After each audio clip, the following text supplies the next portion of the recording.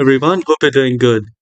Well, learn how to download and install the ClipChamp, Microsoft ClipChamp. It's a great tool, great software to edit videos, and you can also do that. So, I'll tell you how we can install it.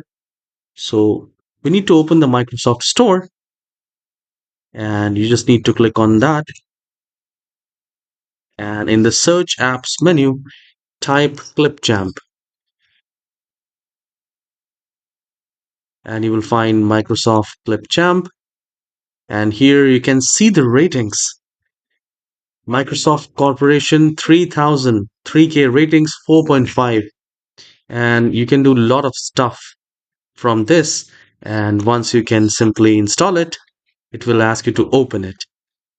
All right. So since it is already installed, it's asking me to open it. And once you open, it should look like this. Oh, it says create a new tutorial, new video.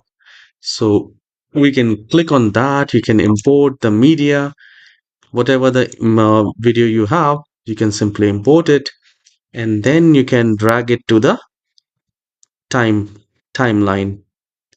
Now here you can do the editing, you can adjust the colors, effects, and you just need to play around with this. And then you can simply export it to 1080p as well. That's a good thing.